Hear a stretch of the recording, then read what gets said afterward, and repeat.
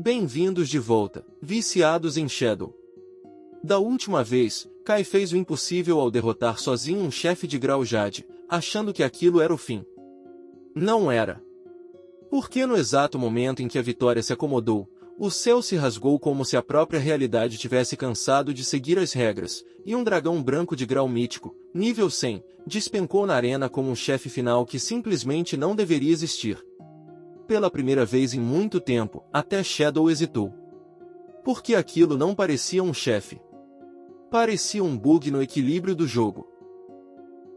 Então hoje não vamos perder tempo. Pegue seu lanche, se acomode e aperte os cintos. Porque este episódio está lotado de lutas insanas, loot injusto, novas habilidades aterradoras e um tipo de lore que faz você sussurrar. É por isso que esse jogo é amaldiçoado. Vamos continuar. No momento em que o ovo desesperado se estilhaçou, o próprio céu se abriu, e algo antigo forçou passagem, como se tivesse esperado séculos por permissão. Um enorme dragão esquelético desceu, ossos brancos reluzindo, amaldiçoado, mítico e definitivamente algo que não deveria estar ali. Até Shadow ficou atônito por um segundo. O que um chefe de grau mítico estava fazendo ali? Ele mal teve tempo de processar antes do ataque vir direto em sua direção, poder bruto esmagando tudo enquanto o dragão rugia. E naquele instante, a realização o atingiu mais forte que a onda de choque. Aquilo não era um chefe aleatório, era um chefe oculto. Uma lenda que todos acreditavam ser apenas um conto de fadas, agora brutalmente real.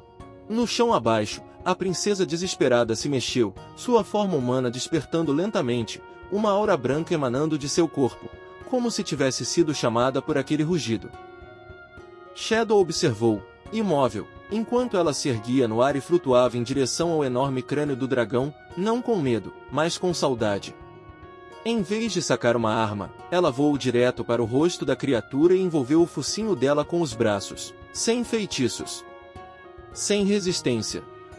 Apenas um abraço trêmulo, lágrimas caindo como se ela finalmente tivesse encontrado alguém que procurava há muito tempo. Enquanto abraçava o dragão, um coração vermelho brilhante se revelou em seu peito, pulsando cada vez mais forte a cada batida. Então seu corpo começou a se desfazer, não de forma violenta, mas suave, como cinzas ao sol. Num instante, ela se desintegrou completamente contra o rosto do dragão, e aquela luz explodiu para fora, engolindo a criatura esquelética inteira. A barra de vida começou a se esvaziar enquanto ele desaparecia lentamente. O dragão branco amaldiçoado começou a se desfazer pedaço por pedaço, ossos antigos virando pó, como se a própria maldição estivesse sendo finalmente desfeita. Quando a luz se dissipou, o dragão havia desaparecido. Nenhum rugido. Nenhum vestígio. Apenas um único coração vermelho brilhante flutuando silenciosamente no ar, movendo-se em direção a Shadow como se o tivesse escolhido. A voz do sistema quebrou o silêncio, informando de forma casual demais que ele havia impedido a ressurreição de um antigo deus chamado Quexus. E, como bônus, ele havia obtido o item chamado Coração da Maldição. Claro que tinha. Duas opções surgiram diante dele, nenhuma reconfortante. Ele poderia usar o coração e se tornar um servo de Quexus, alimentando-o com sua expectativa de vida em troca de poder. Ou poderia destruí-lo e receber um item de grau mítico no lugar. Shadow não se apressou na decisão. Poder era tentador, claro, mas a descrição deixava uma coisa dolorosamente clara: aquilo não era uma bênção. Era um parasita. E parasitas não compartilham. A ideia de ser lentamente devorado por um deus antigo tornou a escolha bem simples. Então Shadow esmagou o coração sem hesitar. No momento em que ele se partiu, explodiu numa luz tão intensa que o engoliu por completo.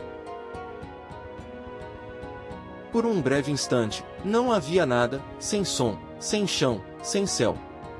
Quando sua visão voltou, ele ainda estava dentro da arena da torre mágica inclinada.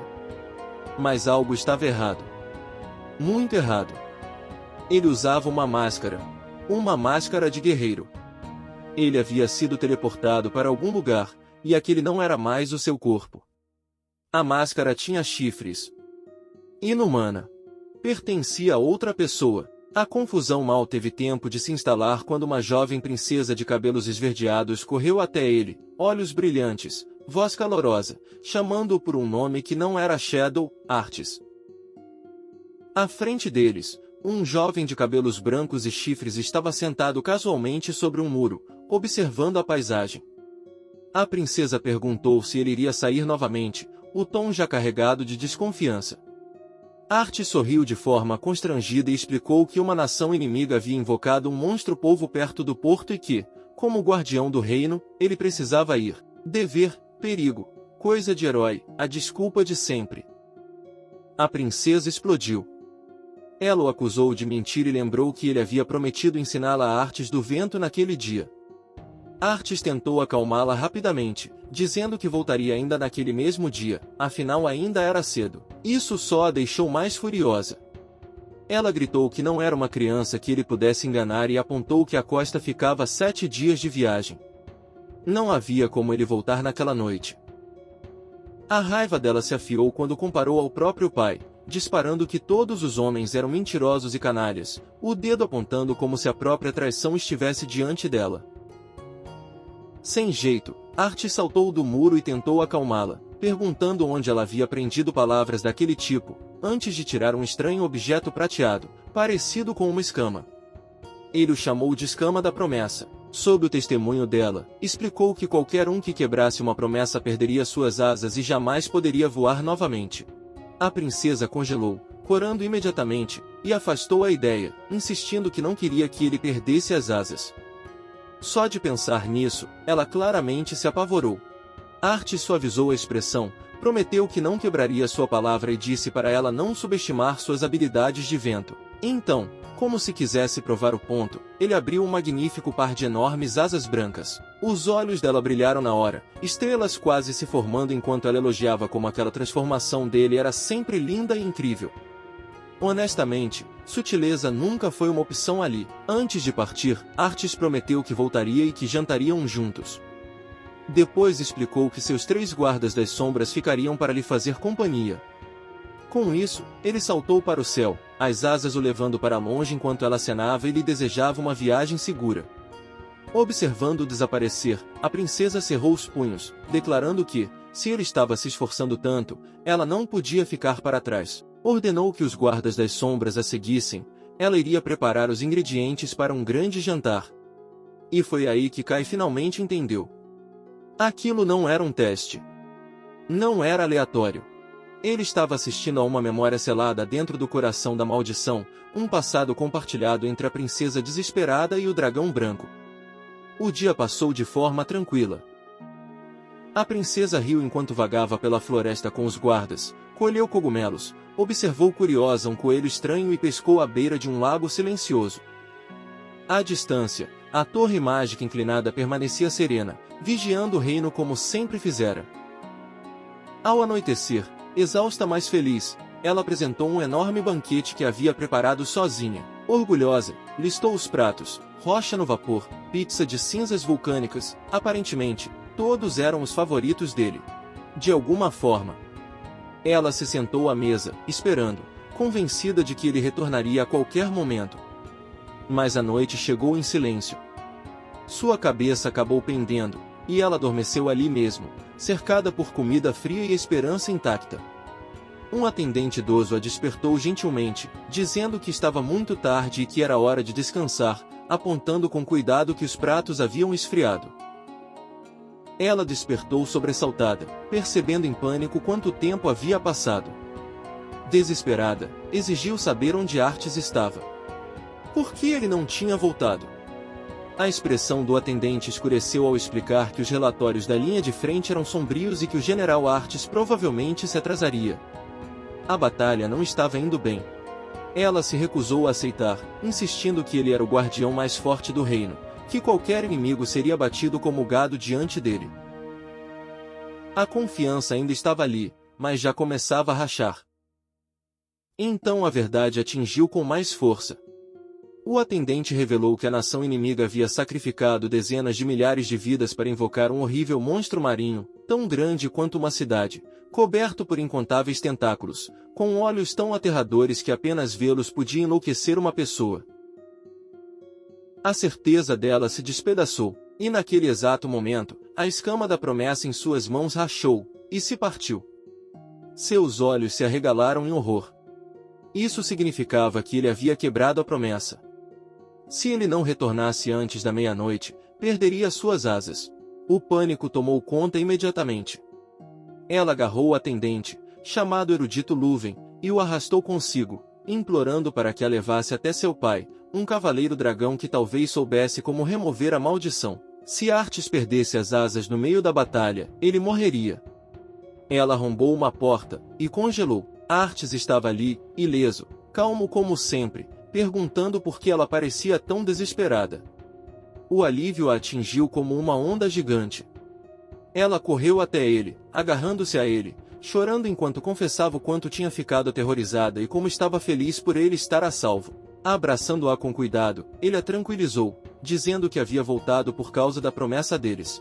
Ela admitiu que tinha ficado com medo depois de ouvir o quão ruim estava a situação na linha de frente. O erudito Lúven perguntou cautelosamente sobre a batalha, e Artes apenas sorriu, dizendo que tinha sido problemática, mas administrável. O exército cuidaria do resto. O atendente o elogiou como verdadeiro guardião do reino. Ao notar o banquete, Artes exclamou que estava faminto e perguntou se ela realmente havia feito tudo aquilo. Ela sentiu, orgulhosa, embora preocupada por estar frio. Ele não se importou. Ele comeu com entusiasmo, declarando que estava delicioso mesmo assim, enquanto ela observava com carinho e pedia para ele ir mais devagar antes de se engasgar, completamente inconsciente de como aquela história um dia terminaria.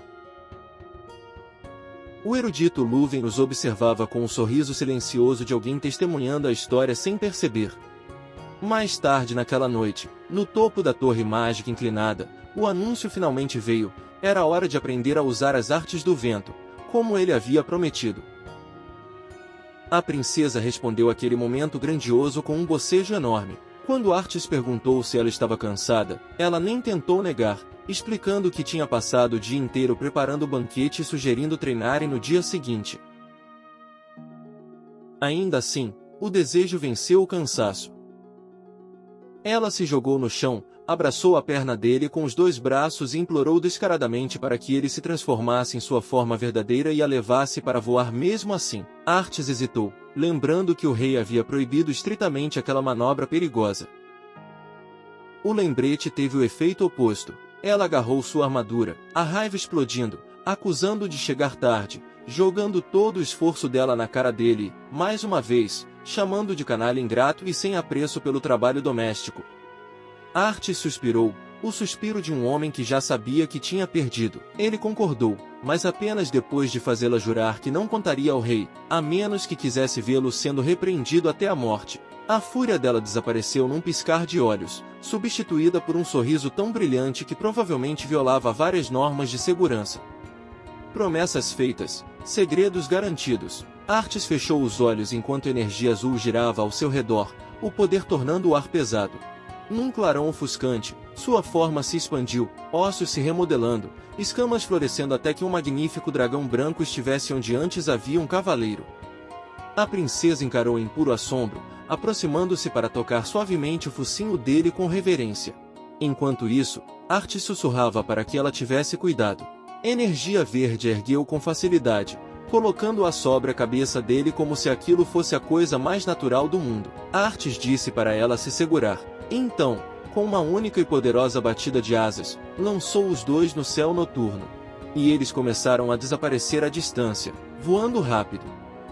Da torre, o erudito Lúven e um guarda das sombras observaram os dois sumirem entre as estrelas, sabendo que era melhor não interromper um momento que parecia quase sagrado. Deitada sobre as costas de Artes, a princesa olhou para o mundo abaixo, atônita com a beleza vista de cima. Ela se maravilhou ao perceber que aquele era o mundo que ele sempre via e, quando ele perguntou se ela achava bonito, ela respondeu com um sim entusiasmado e sem filtros. Ao passarem por uma enorme estrutura de sino, ela perguntou baixinho se ele protegeria aquele lugar para sempre. Após uma breve pausa, Artes fez uma promessa solene que carregava mais peso do que ela poderia imaginar. Logo depois, ela adormeceu, murmurando um agradecimento suave contra o vento. A memória mudou, mostrando Artes acomodando-a gentilmente na cama, colocando um ursinho ao lado dela e permanecendo por um instante antes de sair, olhando para trás uma última vez ao fechar a porta. Mais tarde, Artes estava diante do rei. O rei observou sua condição com preocupação, perguntando se o monstro que ele enfrentará realmente havia sido tão formidável. Artes sorriu apesar do cansaço, assegurando que os ferimentos não eram fatais e que já havia reduzido a criatura a cinzas com fogo de dragão. Mas o rei não pareceu tranquilizado. Ele revelou seu medo de que o império inimigo estivesse conduzindo um ritual sombrio, algo vasto e catastrófico, uma onda de desastre que varreria o continente. Advertiu Artes de que, quando isso acontecesse, nem mesmo a raça dos dragões seria poupada. Diante de uma aura sombria, Artes jurou lealdade sem hesitar, concordando em seguir os arranjos do rei até o fim. A cena escureceu ainda mais. A torre mágica inclinada permanecia silenciosa sob as estrelas, antes que a imagem se estilhaçasse em armaduras quebradas, sangue espalhado sobre a pedra e o rastro de uma batalha brutal demais para ser mostrada diretamente. Artes estava de joelhos, armadura destruída, corpo dilacerado, tossindo enquanto segurava o peito. Cravado ali havia um estranho objeto vermelho pulsante, veias escuras se espalhando como se estivesse vivo. Então a história avançou 5 anos. O reino estava afundando na guerra. Exércitos monstruosos e inumanos devastavam cidades enquanto soldados e civis gritavam e fugiam. Criaturas vermelhas, sem pele, avançavam pelas ruas, esmagando tudo em seu caminho com selvageria, em puro estilo Ataque a um Titã. De uma sacada elevada, o rei observava a cidade ruir, afirmando com amargura que o Império Marega havia enlouquecido. A intenção deles era clara, arrastar o mundo inteiro para a destruição junto com eles. Em meio ao caos, a princesa corria pela cidade, gritando o nome de Artes enquanto os muros eram rompidos. Ela o encontrou sentado calmamente no topo de um alto muro mais uma vez, ladeado por 2 guardas das sombras, observando o massacre abaixo. Ela correu até ele, desesperada, implorando para que agisse, explicando que o exército inimigo era feito de monstros que seus soldados não conseguiam enfrentar. Exigiu saber por que ele ainda não havia intervindo. Artes se virou para ela com calma e disse que estava indo procurá-la. Instruiu que ela permanecesse dentro da torre mágica inclinada, garantindo que ali era seguro e que não fosse a lugar nenhum. Ela concordou, mas apenas depois de pedir que ele se apressasse e derrotasse o exército inimigo. Foi então que ele recusou. Ele disse que permaneceria ali para protegê-la. A confusão se transformou em raiva instantaneamente. Ela o lembrou de que ele era o guardião de todo o reino, não apenas dela, apontando em desespero para a cidade onde soldados morriam a cada segundo. Insistiu que o dever dele era se transformar em dragão e reduzir o inimigo a cinzas, dizendo que ela só precisava dos guardas das sombras, como sempre. Artes baixou a cabeça e finalmente falou a verdade. Ele explicou que, 5 anos antes, descobriram que o Império Marega havia iniciado um antigo ritual conhecido como Abandonado por Deus. Um ritual no qual se sacrificava expectativa de vida para invocar criaturas inumanas. Quanto maior o sacrifício, mais aterrador o monstro. Nenhuma pessoa sã jamais o usaria, ele disse. Mas o desespero tinha uma forma curiosa de redefinir a sanidade. Ele revelou que o Império Marega era um arquipélago interior rico em uma planta mágica rara chamada Flor de Sangue, uma planta que havia estendido a expectativa de vida de seu povo para uma média de 700 anos. Muito tempo atrás, conflitos se espalharam pelo continente. Para encerrar guerras intermináveis, o Império Marega enviou poderosos emissários como Artes para outras nações, vinculando-os por contrato a servir reinos estrangeiros e manter o equilíbrio. O que eles não previram foi a malícia da humanidade. Outras nações perceberam que o povo longevo do Império Marega era a verdadeira ameaça. Um consenso secreto se formou com um único objetivo: exterminá-los completamente. Maldições, pragas, traições e divisões se seguiram. Até mesmo seus próprios emissários foram voltados contra eles, enquanto suas terras eram saqueadas repetidamente. E quando as flores de sangue finalmente murcharam, o equilíbrio de poder entrou em colapso. O Império Marega perdeu sua última razão para ser poupado. No momento em que a última pétala da flor de sangue morreu, o mundo respondeu com violência. Uma avalanche atravessou a própria história quando o Império foi invadido, seu povo massacrado pelos mesmos aliados que antes sorriram à sua mesa. O motivo era dolorosamente simples: ganância. Outras nações não suportaram que o Império Marega possuísse algo que elas jamais poderiam ter, então escolheram o extermínio em vez de lidar com a inveja. Na escuridão, enquanto o povo de Marega era encurralado e morria, eles recorreram à última opção. Não salvação. Não misericórdia.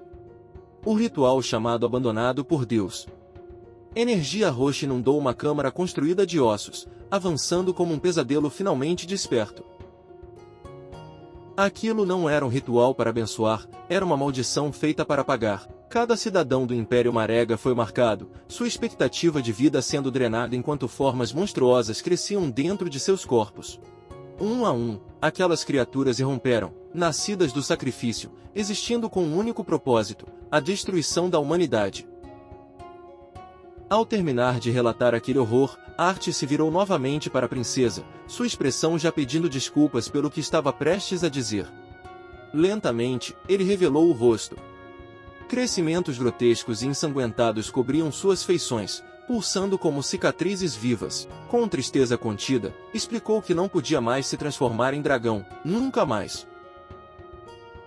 A partir daquele momento, disse ele, só poderia se tornar um monstro.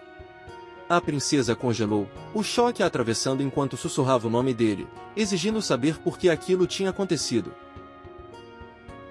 Artes respondeu revelando uma verdade que quase ninguém no mundo conhecia. O povo do Império Marega era o clã original dos dragões. Emissários como ele, chamados de guardiões pelos humanos, nunca foram humanos de verdade. Os olhos dela se arregalaram quando o significado se assentou. Do alto do muro, Artes declarou que uma maré imparável de escuridão estava varrendo o continente, e que o fim da humanidade já havia começado. Por causa disso, disse ele com calma, seu único desejo restante era protegê-la, e apenas a ela. Abaixo deles, a invasão se intensificava. Monstros vermelhos devoravam civis, esmagavam corpos sob os pés e rasgavam esconderijos com fome animal. De uma sacada elevada, o erudito Luva informou ao rei, com gravidade, que os monstros continuavam se multiplicando. Implorou para que ele ordenasse uma retirada agora que a capital havia caído. O rei recusou. Ele explicou que a torre mágica inclinada era um núcleo mágico crítico. Se ela caísse, o poder de combate do reino entraria em colapso, e deter os monstros se tornaria impossível. Não havia mais para onde correr. Então o rei entrou na batalha pessoalmente. Ele saltou para o caos, sua espada brilhante cortando um monstro vermelho ao meio, fumaça e sangue preenchendo o ar enquanto ele se apoiava na lâmina para recuperar o fôlego. O tempo avançou sobre ele de uma só vez. Ele se lembrou da primeira vez em que conheceu Artes, de como os dois pareciam ter a mesma idade, mesmo Artes tendo quase 100 anos. Para a raça dele, aquilo mal era a entrada na vida adulta. Quando outro monstro avançou, o rei recordou os anos que passaram juntos, lutando lado a lado, bebendo juntos, dividindo vitórias e perdas como irmãos. Então a energia roxa o atingiu em cheio, e a realidade o alcançou. Enquanto o rei envelhecia, Artes permanecia inalterado, eternamente jovem.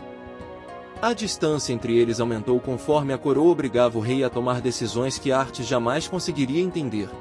Em meio às chamas, o rei percebeu tarde demais a verdade: Artes nunca poderia entender os humanos, e os humanos nunca poderiam entender Artes de verdade. Os pensamentos dele voltaram ao momento em que tudo mudou, o nascimento de sua filha.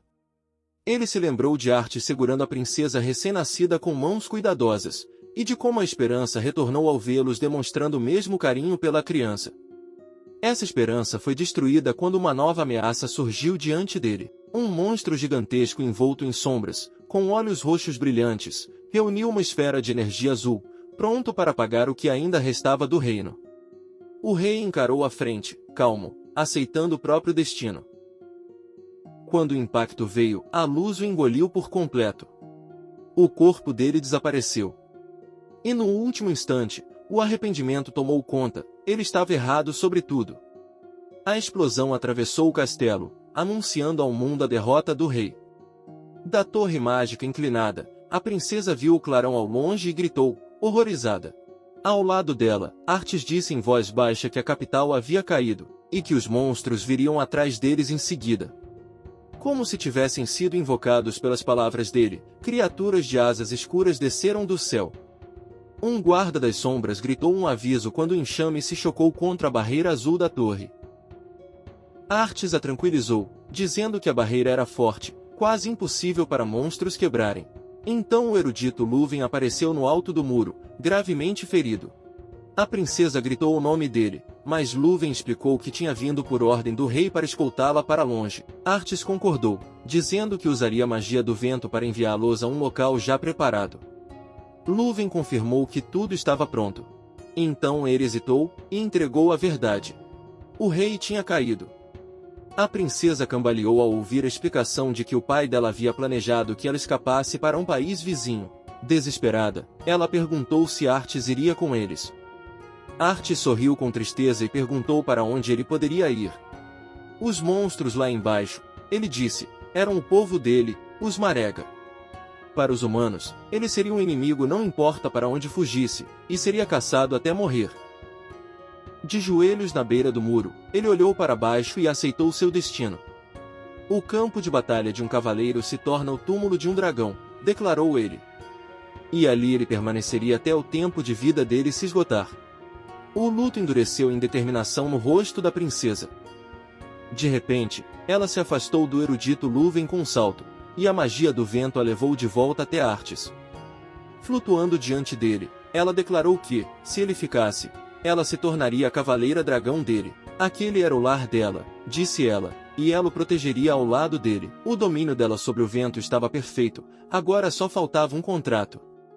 Artes encarou-a, atordoado, sem conseguir dizer nada. Tocado pela lealdade dela, ele segurou a mão dela com a luva de armadura e aceitou, tirando a escama prateada da promessa. Aquilo, disse ele, seria o contrato deles, como antes. Ela sorriu radiante, encantada, e começou a selar o pacto, prometendo que ele sempre.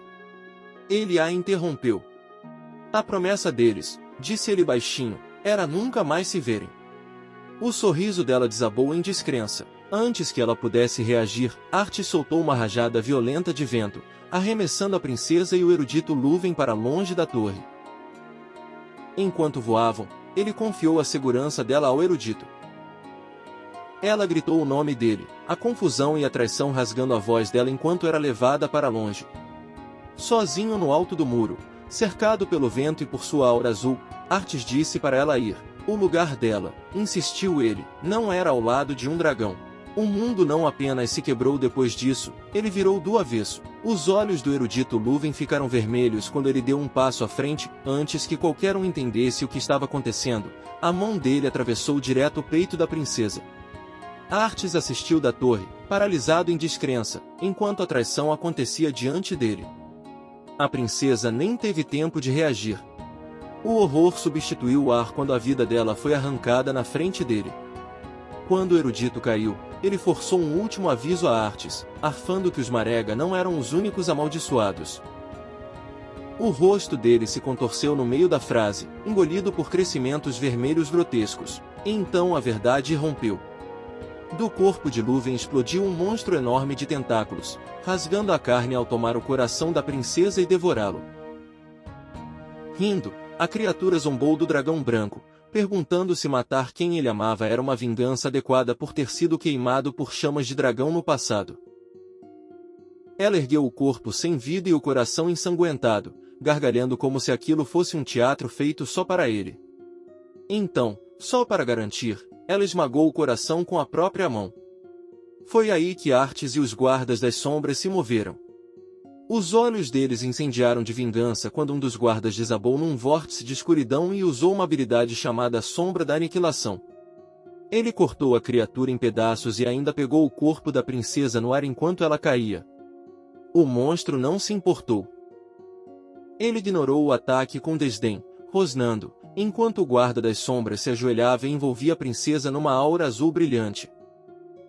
Por trás do elmo, ele olhava para baixo, para a princesa em seus braços. No último fôlego, ela sussurrou o nome de Artes, e então, ela se foi. Mesmo com o corpo hospedeiro destruído, a criatura continuou falando.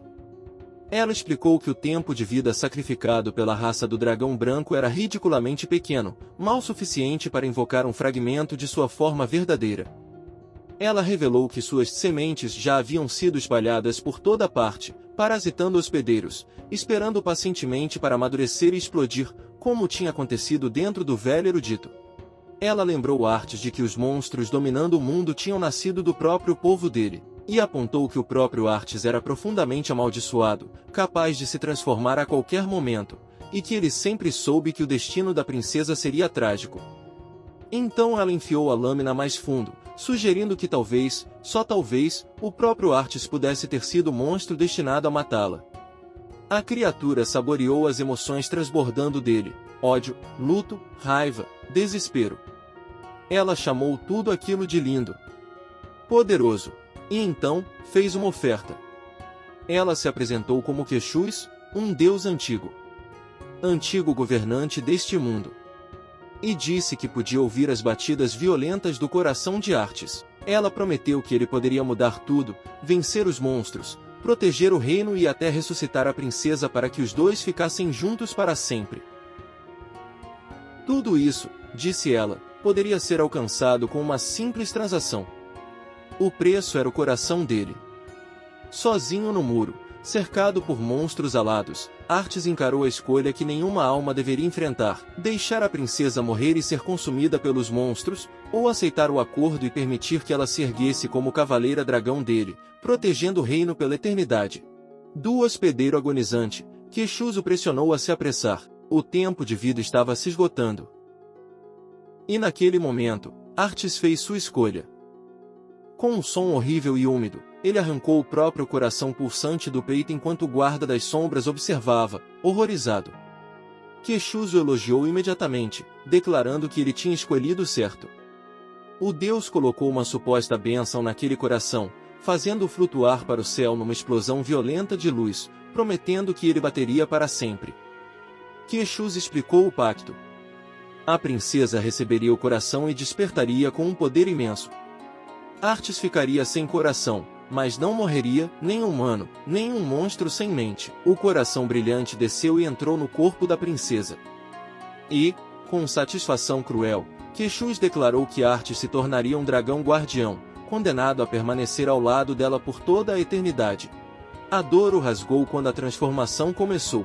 Um pilar de energia roxa explodiu do topo da torre mágica inclinada enquanto o corpo dele se retorcia, ossos se remodelando até que um enorme dragão esquelético surgisse. Ele rugiu, chamas azuis espiralando ao redor, e saltou da torre. Agora fortalecido por Quexus, o dragão guardião voou sobre o campo de batalha, despejando torrentes de fogo que incineravam os monstros em enxame lá embaixo. A vigília eterna dele tinha começado. Quexus narrava o massacre com prazer. As chamas não apagavam só os invasores, elas queimavam tudo. O reino inteiro. A capital foi incendiada pelo mesmo dragão que havia prometido protegê-la 5 anos antes, enquanto ele continuava o ataque. Então o deus revelou o verdadeiro truque. Cada vida consumida por aquelas chamas tinha seu tempo de vida canalizado para um único ponto. Relâmpagos roxos atingiram a torre mágica inclinada. E a verdade gritou para existir. De volta à torre, a princesa ressuscitada se contorcia em agonia enquanto o coração amaldiçoado batia dentro do peito dela.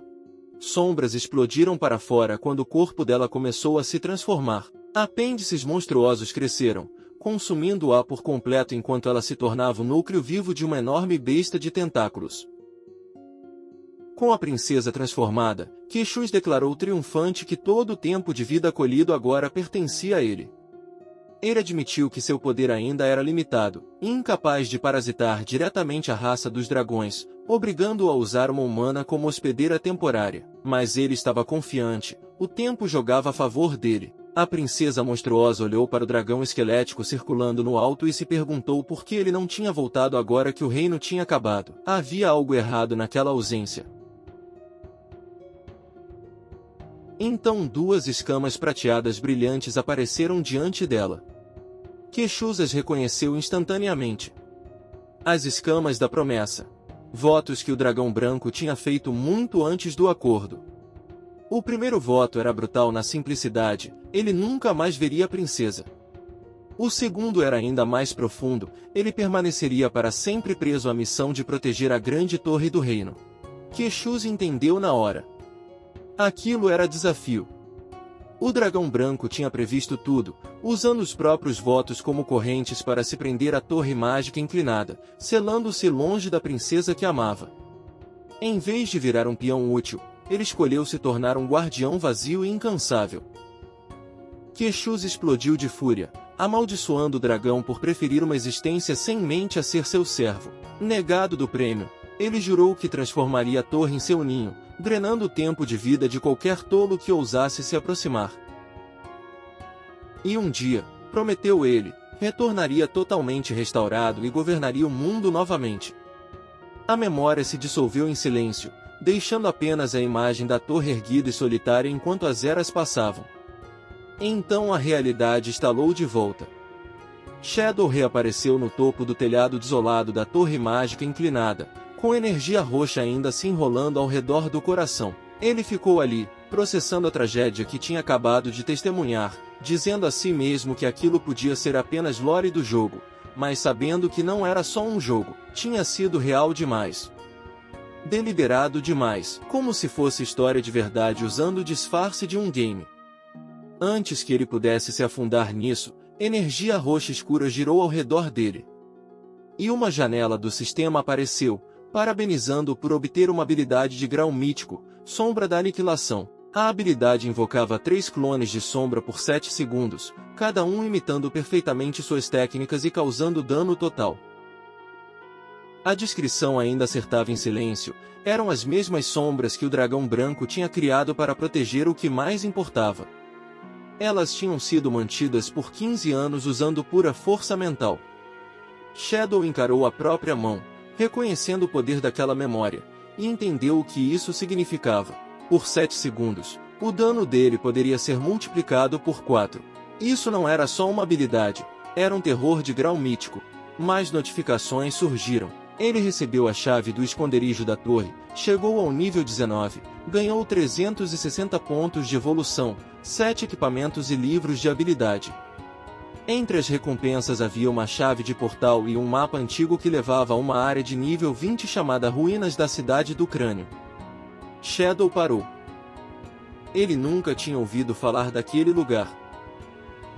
Ao abrir o mapa, ele viu a Cidade do Crânio em uma ilha dentro de um mar interior. A realização o atingiu na hora, aquele lugar já tinha sido parte do Império Marega. A terra natal de Artes. Era toda a confirmação de que ele precisava. Se aquela área estava ligada ao passado do dragão branco, então certamente guardava segredos ainda mais profundos, e loot ainda mais raro. Sabendo que faltava apenas um nível, Shadow decidiu que iria para lá em breve. Mas antes, ele ergueu a chave dourada do esconderijo da torre e tomou uma decisão prática. Ele iria vendê-la. A cena mudou para o esconderijo da Guilda Indústria Pesada Fake, onde Huang Guifeng e seus membros se reuniam depois da derrota. Um deles admitiu sem rodeios que não havia como vencer o novo chefe de grau Jade. A única opção, disse ele a contragosto, era entrar em contato com Shadow. Guifeng suspirou, já planejando usar os contatos dela em Jiangai City como intermediários. E então Shadow apareceu atrás dela. Ele disse que não precisava de todo aquele trabalho, eles podiam negociar diretamente. A guilda entrou em choque, gritando o nome dele enquanto o filho do líder se virou, furioso, acusando Shadow de andar escondido e exigindo saber o que ele queria. Shadow passou por eles com calma, apontando que, se ele quisesse fazer mal, eles já estariam mortos. Ele lembrou casualmente que a barreira do esconderijo deles podia ser aberta. Isso ajudaria contra visitas indesejadas. Foi assim que ele tinha entrado. Ainda abalada, Guifeng perguntou que tipo de troca ele queria. Shadow materializou a chave dourada na mão e ofereceu vendê-la, a chave do esconderijo da torre mágica inclinada. A sala congelou. Eles entenderam na hora o que aquilo significava. Shadow tinha derrotado o chefe de grau Jade, algo que eles nem conseguiam imaginar, mesmo com a guilda inteira. Huang Guifeng aceitou imediatamente e perguntou o preço. Shadow nem piscou. 1000 anos de vida. igual à oferta anterior. Wifeng aceitou na hora, mas o filho dela explodiu atrás. O filho inexperiente gritou que Shadow era sem vergonha, acusando de ter armado tudo desde o início. Ele disse que Shadow o atacou, destruiu o portal deles, exterminou o time e agora parecia fingindo ser herói. Para ele, Shadow era a pessoa mais vil que ele já tinha conhecido. Wifeng mandou Huang Ziqin parar. Mas ele se recusou. Ele insistiu que a chave devia pertencer à guilda desde o começo e que Shadow estava lucrando em cima das perdas deles. Shadow ouviu com paciência e então perguntou o que ele queria no lugar. Com um sorriso ganancioso, Ziqin exigiu que Shadow devolvesse a chave e compensasse a guilda com 800 anos de vida. Shadow olhou para Wifeng e comentou, seco, que ela tinha criado um filho impressionante. Então ele concordou. E aumentou o preço. 1.800 anos, inegociável. Ziqin riu, triunfante, se gabando para a mãe de que era assim que se lidava com gente como Shadow. Então o número finalmente encaixou na cabeça dele. Ele congelou, gaguejando, pedindo para Shadow repetir. Shadow explicou com calma que tinha vindo de boa fé para negociar, por isso não revidou aos insultos, mas o desconto tinha acabado. O preço agora era 1.800. Wifeng estourou. Ela deu um tapa forte no rosto do filho e ordenou que um membro da guilda o arrastasse para o par, proibindo-o de voltar sem permissão. Enquanto era levado, ele protestou, confuso por estar sendo punido no meio da discussão. Wifeng se virou para Shadow, pediu desculpas e pediu que ele reconsiderasse. Shadow não cedeu. 1.800 anos. Nem um dia a menos. Ele não repetiria. Ela suspirou e aceitou, observando que ainda era justo, já que ele tinha vendido outros esconderijos por 2.000 anos. Por causa das perdas, ela pediu para pagar em parcelas. Shadow aceitou, 1.000 anos agora, os 800 restantes em 10 dias. O alívio tomou conta dela quando o acordo foi fechado. Uma janela do sistema confirmou a troca, ela recebeu a chave, e Shadow ganhou 1.000 anos de vida. Enquanto a figura dele desaparecia, Shadow se despediu rapidamente. Negócio concluído. Shadow avaliou a guilda Indústria Pesada Fake em silêncio e decidiu que eles tinham potencial. Vender um esconderijo forte para eles não era caridade, era um investimento para moldar um recurso futuro para Daxia. Assim que a base foi garantida, Huang Wifeng reuniu a guilda e anunciou que o esconderijo de grau platina era oficialmente deles e que se mudariam para lá imediatamente. Para pagar Shadow, ela impôs um imposto de 50% do tempo de vida em cada membro, admitindo que era brutal, mas dizendo que era o preço da sobrevivência e do crescimento. A guilda não se revoltou. Em vez disso, eles engoliram a decisão e responderam com determinação, convencidos de que o esforço de agora viraria poder depois. Em outro lugar, enquanto o pôr do sol sangrava pela floresta, um pequeno grupo tentou colocar juízo em Huang Ziqin. Uma garota disse para ele não culpar a tia e afirmou na cara que ele estava errado. Ziqin respondeu na hora, descartando as palavras dela com raiva. Enquanto caminhavam, ele resmungou para si mesmo, jurando que Shadow pagaria por tê-lo humilhado, mais cedo ou mais tarde. A discussão terminou de repente quando alguém avistou um chefe de grau prata, a Rainha Aranha. O time entrou em formação, a adrenalina subindo. Enquanto os outros avançavam, Ziqin ficou para trás.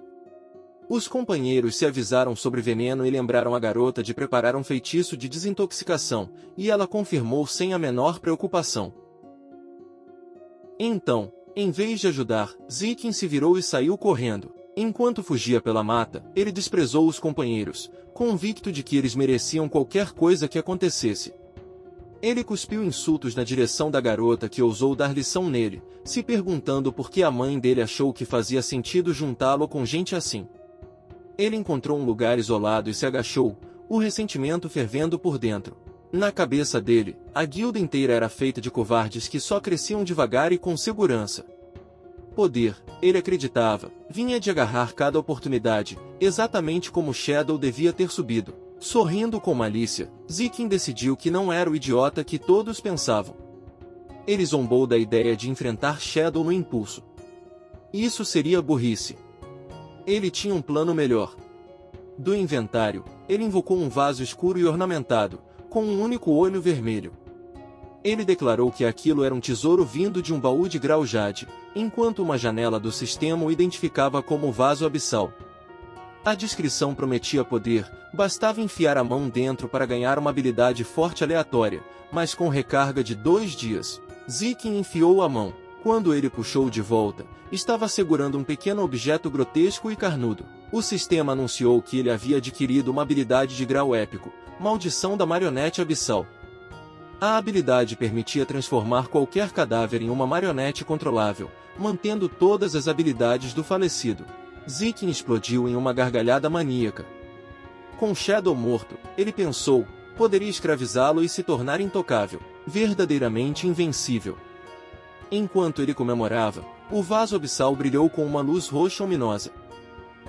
Um aviso final apareceu: o poder do abismo sempre encara de volta quem estende a mão para ele. A noite caiu sobre o campo de ossos ressequidos, um cemitério talhado nas ruínas da cidade mágica. Em batalha, a fita de papel de sombra fantasma se enrolou em um monstro esquelético, perfurou o olho dele e então ela decepou a cabeça com um golpe limpo. O dano passou de 5.600. Notificações do sistema inundaram a tela, a arma dela evoluiu para ouro e ela tinha experiência suficiente para um avanço de classe. Em meio a orbes de energia flutuando, Sombra Fantasma soltou o ar devagar, confirmando por conta própria. Ela aceitou o avanço sem hesitar. Um círculo mágico rosa brilhou sob os pés dela, e uma coluna de energia roxa engoliu o corpo dela. Quando a luz sumiu, o sistema detalhou a evolução. A arma dela se tornou a lâmina corrente das fontes amarelas, grau ouro, capaz de mudar de forma. A classe dela avançou para Fantasma das Fontes Amarelas, Tier 2. Ela ganhou um passivo de furtividade e desbloqueou 2 novas habilidades, Olho das Fontes Amarelas e Toque das Fontes Amarelas. Uma prendia inimigos em ilusões mentais, a outra permitia rastrear alvos pelo cheiro. Envolta em aura, a lâmina corrente dela começou a desaparecer. Agora ela tinha uma manopla em forma de garra.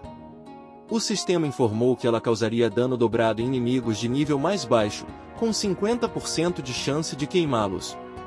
Os olhos dela brilharam em dourado quando a força subiu como uma onda. Mais rápida, mais letal, mais afiada, ela se sentiu pronta. Ela acreditou que esse poder finalmente permitiria vingar seus pais e derrotar Dom Fanil e o guarda-costas portador da praga. Sombra Fantasma mandou mensagem para Shadow, informando que tinha alcançado Tier 2 e que retribuiria a orientação dele. Do alto de um telhado, Shadow viu que ela já tinha deslogado. Ele entendeu na hora, a vingança tinha puxado Sombra Fantasma direto até Dom Fanil. As memórias da vida passada voltaram, escuras e pesadas. Naquela época, Sombra Fantasma conseguiu se vingar, mas poupou um cachorro de estimação, permitindo que um domador de feras rastreasse a identidade dela no mundo real. Com a identidade exposta, famílias poderosas a caçaram, e a guerra consumiu a região. Ela acabou morrendo de exaustão, deixando a cidade mágica em ruínas. Shadow reconhecia o potencial dela, mas também a imprudência. A juventude e a mente instável tornavam Sombra Fantasma perigosa para si mesma. Ele decidiu que não podia deixar isso ao acaso. Ele precisava garantir que, desta vez, seria diferente. Nosso garoto deslogou. A cena mudou para a mansão Donphan, nos arredores da cidade mágica, coberta por uma névoa venenosa. 2 guardas reclamavam do turno, matando o tempo com conversa grosseira. Eles fizeram piadas sobre mulheres. Um comentou que a senhora Donphan ainda era atraente, e o outro concordou na hora, animado. A conversa ficou mais sombria quando eles fantasiaram dominar o guarda-costas dela e ficar do lado de Dom Fanil. Então um deles notou movimento no nevoeiro. Dong Fanil apareceu diante deles, ajoelhada num vestido preto revelador. Os guardas congelaram, atonitos com a visão. Eles gaguejaram perguntas, querendo saber por que ela estava ali e por que estava vestida daquele jeito. A chefe se inclinou mais perto, sussurrando que não aguentava mais o marido fraco e que precisava de homens de verdade. Os guardas babaram, perguntando se ela estava falando sério. Eles começaram a discutir entre si por causa dela, mas antes que qualquer um reagisse, Um lampejo de energia roxa cortou as duas cabeças. Os corpos caíram enquanto a ilusão de Dong Fanyue se desfazia, e energia sombria explodia dos pescoços deles. Sombra fantasma surgiu das sombras, pegando a lâmina no ar enquanto saltava rumo à mansão. Lá dentro, o guarda-costas de Dong Fanyue, o infame mestre do peido, descansava numa rede. Os olhos dele se abriram de supetão quando o instinto gritou. Um rato tinha invadido o lugar. Sombra fantasma pousou em silêncio no telhado, parando para avaliar o entorno. Então tudo deu errado. O mestre do peido despencou de cima a uma velocidade assustadora, agarrando Sombra fantasma pelo pescoço no ar enquanto os dois caíam rumo ao chão. Durante a queda, ele soltou o ataque característico. Uma explosão devastadora de gás aumentou a velocidade dele e os esmagou contra a terra. O impacto abriu uma cratera no solo, com o mestre do peido prendendo Sombra fantasma abaixo dele como se fosse um troféu. Ele zombou, explicando que a barreira de amônia cobria toda a mansão, permitindo que ele sentisse intrusos no instante em que chegavam. Ele a reconheceu na hora como a garotinha que tinha escapado antes. E apertou ainda mais a mão no pescoço dela, prometendo que ela não escaparia desta vez. Sombra fantasma se debateu, impotente, com dor e terror tremulando no rosto dela enquanto a aura roxa dele pressionava. Erguendo-a no ar pela garganta, o mestre do peido mudou de ideia com naturalidade.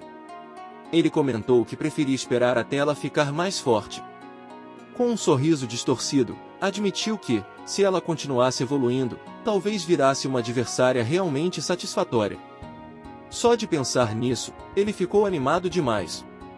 Enquanto ela lutava por ar, o guarda-costas discutiu consigo mesmo, mandando a sede de sangue dele esperar até ela ficar ainda mais forte. Um segundo depois, ele se xingou, percebendo que o autocontrole dele estava escapando rápido.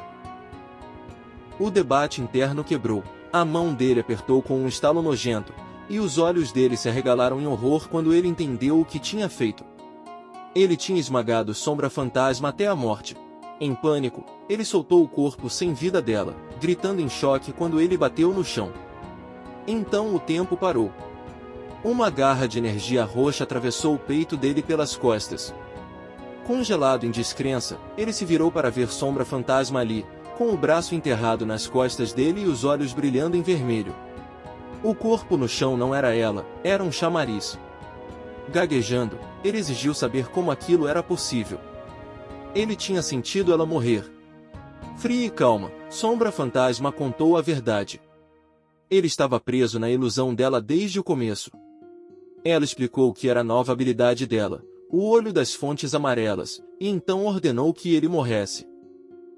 Enquanto a energia o rasgava por dentro, ele lutou para entender como tinha sido enganado tão completamente. Sombra fantasma o encarou e explicou que o destino dele tinha sido selado no instante em que ele olhou nos olhos dela. Ela agora era como Itachi tinha aberto o Sharingan. Um breve flashback revelou que a ilusão tinha começado no momento em que ele a agarrou pelo pescoço. Aceitando a derrota, o mestre do peido desabou. Enquanto Sombra fantasma estava de pé sobre o inimigo caído, o mestre do peido a reconheceu como uma oponente digna, pouco antes de gritos explodirem dentro da mansão. Uma janela se abriu com força quando Dong Fanyue gritou por causa do barulho, ameaçando demitir quem fosse responsável. A fúria dela virou choque quando ela viu o guarda-costas mais forte se dissolvendo em fumaça negra lá embaixo. Ela entrou em pânico na hora, gritando que havia um invasor. Guardas inundaram o corredor, formando linhas defensivas enquanto corriam para protegê-la. A confusão acordou o filho dela, Nantian, que, sonolento, perguntou o que estava acontecendo. Dong Fanyue disse a ele que um inimigo tinha chegado e ordenou que ele ficasse onde estava. Em vez disso, Nantian se sentou confiante, sorrindo ao declarar que já tinha 18 anos. E disse que tinha entrado no jogo para protegê-la. Emocionada, Dong Fanyue o abraçou forte, desejando que o pai dele fosse metade tão maravilhoso. Então a porta atrás deles rangeu, abrindo. Os dois congelaram. Dong Fanyue exigiu saber quem estava ali. Do lado de fora, os guardas estavam mortos, os corpos se desfazendo em sombras. Dong Fanyue encarou em horror, a mente dela girando, se perguntando se Shadow tinha descoberto o plano da emboscada. Uma voz respondeu a pergunta por trás dela. Que plano?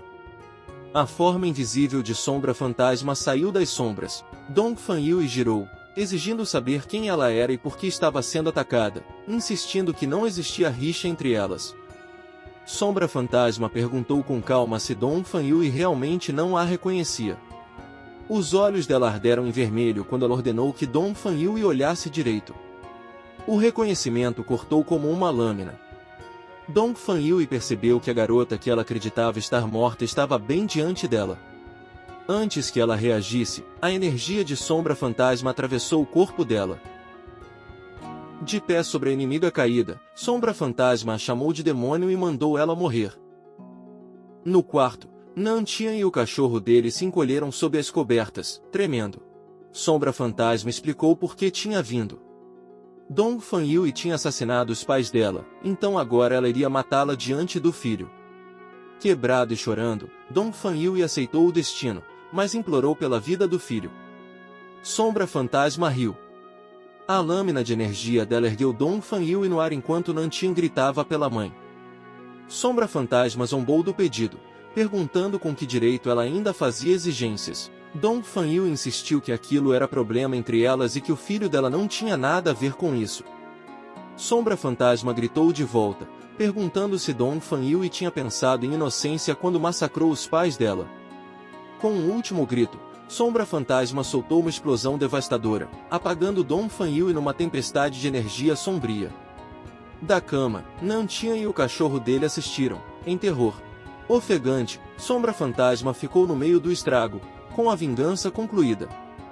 Os olhos vermelhos dela deslizaram devagar até a cama. Então ela se virou. Ela saiu, deixando os restos de Dong Fanyu para trás enquanto Nantian tremia. Mas o medo no rosto dele virou um sorriso. Ele revelou que tinha se cansado do controle da mãe e era grato por Sombra Fantasma tê-la matado. Os olhos do cachorro dele também brilharam em vermelho, sedentos por sangue. Antes que Sombra Fantasma pudesse escapar, um arrepio desceu pela espinha dela. Ela parou. Ao se virar, ela viu figuras sombrias flutuando no ar, cercando-a. De volta na cama, Nantian apontou debaixo das cobertas, sorrindo com crueldade ao revelar a classe oculta única dele, o Lis dos Mortos-Vivos. Ele ordenou que os lacaios mortos-vivos capturassem Sombra Fantasma viva. Cadáveres reanimados avançaram flutuando, fortalecidos pela habilidade dele e ainda usando suas antigas técnicas. Então a mansão explodiu. Uma explosão enorme rasgou a parede, lançando Sombra Fantasma para fora, noite adentro, enquanto ela gritava de dor. Do lado de fora, os mortos-vivos desceram sobre o corpo quebrado dela. O pistoleiro de antes ergueu a arma e apontou a queima-roupa, mas facas negras interceptaram os cadáveres antes que ele pudesse disparar. O contra-ataque esmagou os corpos no chão. Atordoada e confusa, Sombra Fantasma ergueu o olhar. Dentro do quarto destruído, alguém segurava a cabeça de Nantian em meio a uma nuvem sufocante de poeira. O terror ficou congelado no rosto dele, a última emoção dele, preservada para sempre. Uma figura também pisava sobre um corpo pequeno, esmagando o cachorro demoníaco sob o pé. Era Kai. Segurando a cabeça decepada de Nantian, ele olhou direto para a Sombra Fantasma e deu uma lição fria: misericórdia com inimigos é crueldade consigo mesmo. Caída no chão, Sombra Fantasma perguntou quem ele era. Das sombras, Kai chamou ela pelo nome, Gi Ling, e repetiu que nunca se deve mostrar misericórdia. Ele ativou a maldição fluorescente no corpo de Nantian, e lírios-aranha vermelhos brotaram de forma grotesca entre os restos. Ao perceber que era seu mestre que a tinha salvado e permitido que a vingança dela fosse concluída, Gi Ling corou. Flores carmesim cercavam ela como um campo de batalha congelado em flor, cada uma lembrando o sangue que ela pagou para estar ali. Sem mais inimigos para enfrentar, a força dela finalmente desabou por dentro, e ela chorou abertamente, lembrando dos pais e admitindo em voz alta que finalmente os tinha vingado. Enquanto as flores absorviam em silêncio o resto de força vital no ar, o sistema calculou friamente o total acumulado, 788 anos de tempo de vida negociável ganhos. Vingança, aparentemente, vinha com um bônus. Kai se aproximou e fez a pergunta que ela vinha evitando. Agora que a vingança estava completa, o que vinha depois? Gi Ling não fingiu ter resposta. Ela confessou que se sentia vazia, chegando a considerar se morrer para se reunir com os pais poderia ser a única coisa que restava. Kai não suavizou a voz. Ele disse que vingança sempre termina assim e que ela devia ter se preparado para o vazio do outro lado. Ele avisou de forma direta que, se ela pretendia afundar no desespero, não havia mais nada que ele pudesse dizer. Mas antes de virar as costas de vez, ele mostrou outra coisa. Uma visão do mundo do jogo se abriu, vasta e cheia de camadas e segredos. Ele explicou que esse jogo amaldiçoado escondia possibilidades incontáveis e que, em algum lugar ali dentro, poderia existir um método para ressuscitar os mortos. Enquanto alguém continuasse avançando, disse ele, o caminho nunca terminava de verdade. Mas se a vingança fosse o destino final dela, então as palavras dele não valiam nada. Com isso, ele virou as costas e foi embora, deixando uma escolha para ela. Se ela quisesse seguir em frente, precisava segui-lo. Após um instante, o tremor de sombra fantasma cessou, determinação substituiu o luto, e ela se levantou, correndo atrás de Kai pelo campo iluminado pela lua. A realidade mudou enquanto eles se afastavam da mansão. No mundo real da cidade mágica, Kai a levou até o esconderijo dele, o santuário de purificação da alma. Eles entraram em um espaço etéreo vasto, como água, mais parecido com um sonho do que com a realidade. Ling perguntou onde eles estavam, e Kai explicou com naturalidade que aquela era a base dele no mundo real. Depois de ordenar que o esconderijo se erguesse, ele a conduziu adiante, direto até as portas de uma mansão absurdamente luxuosa. A partir daquele momento, ela viveria ali. Ela travou, sem acreditar. Lá dentro, uma empregada cumprimentou Kai com carinho, dando boas-vindas para ele de volta. Ling piscou, surpresa por ele sequer ter uma empregada. Kai pediu jantar para dois e explicou com calma que a empregada tinha sido criada usando o livro da autoridade divina. Segundo ele, o livro podia criar todo tipo de coisa. Ele prometeu levar Ling para desafiar a torre da autoridade divina, para que ela pudesse obter o próprio livro um dia. Grata e sobrecarregada, Ling agradeceu de novo, chamando-o de mestre sem hesitar. A cena cortou de forma brusca para a mansão da família Shu. Algum tempo depois de Kai e Ling desaparecerem, o caos explodiu quando um homem correu para dentro, gritando ordens e mandando seus homens se apressarem. Era Shu Kunshan, marido de Dong Fanyu e assessor do Estado-Maior Militar, desesperado para garantir que a esposa e o filho não tinham sido feridos. Ele repetia na mente o telefonema desesperado dela pedindo ajuda, incapaz de entender quem atacaria tão tarde. A suspeita dele foi direto para Shadow e, conforme ele avançava pela mansão, o medo cresceu. E se o plano secreto da fábrica de fogos tivesse sido exposto? Ele afastou o pensamento. Investigadores relataram uma cratera enorme em um quarto vazio. Os sinais de batalha eram óbvios, mas não havia uma única pessoa à vista. O pânico tomou conta quando Shu Kunsha exigiu respostas. Onde estavam a esposa, o filho, os guardas, os empregados? A resposta o despedaçou. Sem corpos. Sem sobreviventes.